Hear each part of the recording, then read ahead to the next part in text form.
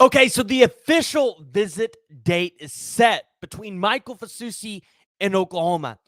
And we talked for months about the five-star offensive tackle and Bill Beadenbow, that relationship and where Oklahoma stands. And y'all even seen me put my balls to the wall in saying that Michael Fasusi is going to be a Sooner. But over the past couple of weeks, you've seen predictions flow in for Texas, and you might be asking yourself, is the tune changing? We're going to talk about that today. We're going to talk about the impact of this recruitment for the Sooners going forward at the offensive line position and more. If you haven't already, make sure you do one thing. You hit that like and you hit that subscribe button, guys. We're trying to get to 10,000 subscribers, and I want you to come be a part of the channel. So make sure you're subscribed. I think like 62% of you that watch these videos aren't subscribed. So just go ahead and check that little box down there. It's completely free to you, and it means a lot to me. Additionally, thank you for tuning into the PG Show, where we talk about all things college football or Oklahoma football, Oklahoma athletics, something like that. I gave y'all the old intro, but it's okay. Let's talk Michael Fasusi. So y'all saw me kind of predict, hey, I think Michael Fasusi is going to be here. We've had him here on the podcast. You know, we talked to Michael quite a bit. And I want to start by saying that I talked about this the other day.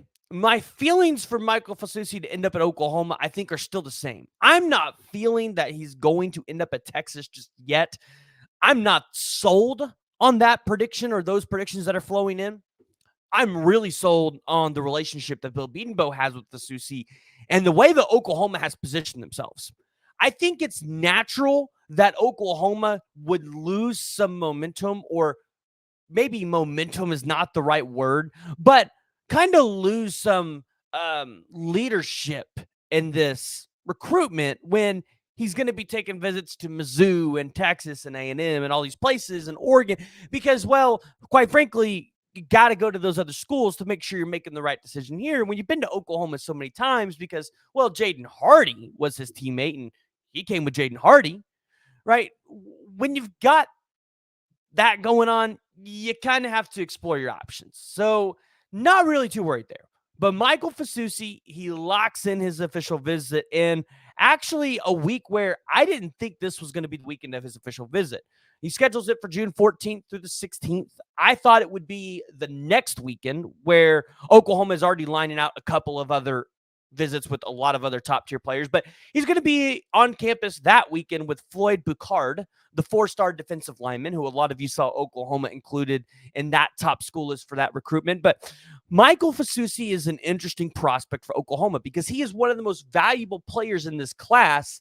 And you imagine probably is going to be one of the top players in this class for Oklahoma. And we were talking about Texas, probably for Texas as well.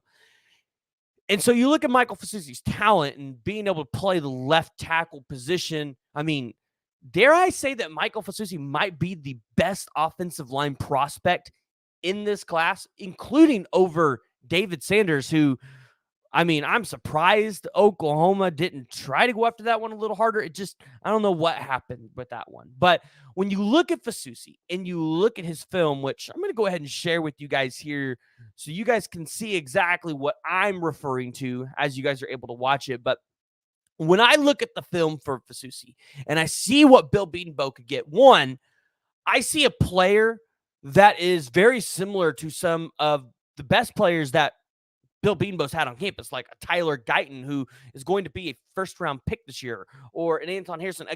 I look at Michael Fasusi as a guy that has great athleticism. And Bill Beadenbow is really good at taking these offensive linemen that are extremely athletic, harnessing that athleticism, and kind of, making them a beast without committing, because, I mean, let's be honest, athletic offensive linemen sometimes make mistakes. And Bill Beadenbow does a really good job at trying to limit those mistakes, but get the most out of that athleticism that player has. Additionally, he has a really good frame and he has good length. And you see that multiple times. And you've seen it in the Under Armour camps, and you'll see it in the film here a little bit too. But Michael Fasusi is not afraid to get into these battles in the trenches with these defensive linemen, and he can use that frame and that length to really give himself the leverage he needs to, quite frankly, put these defensive linemen in the ground, just flat out pancake them. You see the good flexibility in the knees. And like I said, with the Under Armour camps, he just dominates camps, and he see from the film, he dominates on the field. So, and the thing is, we're not looking at an offensive lineman that plays a lower tier level of high school football. Michael Fasusi plays Texas high school football. Like Texas high school football, even at some of the lower levels, can compete with some other states' best levels of high school football. That's how good Texas high school football is. So when you see Fasusi out here just absolutely pancaking dudes and out here dominating, as an Oklahoma fan, makes you feel good. So he's got a couple of upcoming visits. He's going to be at Missouri, 12th to the 13th. He's going to be at LSU on the 20th. He's going to be at A&M on the 30th. And then in April, he's going to be at Texas on the 9th, Oregon on April 17th to the 18th, and he's going to come back to Oklahoma on April 25th for the spring game. Most notably, Ty Haywood will be there as well. So interesting to see kind of how that works. You've seen a lot of predictions flowing for Oklahoma and 5-star offensive lineman Ty Haywood. Could they kind of get on the same page there? We'll have to find out. And then he's going to end it with Colorado. And a lot of people are asking, well, why Colorado? Colorado's got Phil Lodeholt, who I would assume probably knows Michael Fasusi, has a relationship there. And listen, guys, you might not like it, but Deion Sanders, he has a factor that a lot of kids want to go play for him, right? He's one of those coaches. So interesting list for Michael Fasusi. And I think we're really probably, I would say, going into May, where he starts maybe official visits. I think you're really going to find out who are the top 2 to 3 schools in Fasusi's recruitment. Right now, the belief is Oklahoma and Texas. But I'm going to be honest, guys, we can't just assume. I think Michael Fasusi still wants to figure a couple things out. And I don't think he just wants it assumed, hey, I'm going to Texas or I'm going to Oklahoma. Michael Fasusi wants to play this thing out a little bit more and see a little bit more of the landscape before he makes a decision. Because, I mean, when you look at some of the offensive line coaches that are recruiting him, elite offensive line coaches across the board. I mean, Kyle Flood, Bill Beatonbow, Brandon Jones at Missouri hasn't done a terrible job.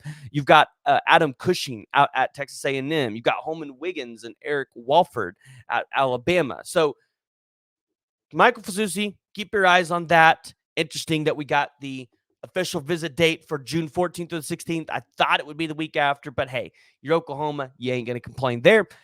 And then we look at the rest of this class for offensive line, and we ask ourselves, how is it going to fill out? And, I mean, quite frankly, if you get Michael Fasusi and Ty Haywood, I think you're pretty well done. But if you're an Oklahoma fan, I'm hearing really good things on the recruiting trail about Andrew Babalola in Oklahoma. The 6'6", 280-pound offensive tackle out of Overland Park, Kansas. Again, one of the best offensive line prospects in the country. Really good things is what I'm hearing out of that recruitment. And that's not one that I necessarily looked at and said, hey, Oklahoma might have a chance there. I kind of looked at it and said, I hear Kansas. Kansas was kind of, and now I know that's weird for a lot of people to think Kansas is in a recruitment for an elite 5-star. They are. So Oklahoma, though, they got shot. So if you guys haven't already, make sure you hit that like, hit that subscribe button, join the discussion, jump down in the comments below. Remember, we're trying to get to 10,000 subscribers. Would love for you guys to be a part of it. If you guys haven't already, hit that like, hit the subscribe button. YouTube wants you guys to watch one of these 2 videos. So make sure you guys tune in there.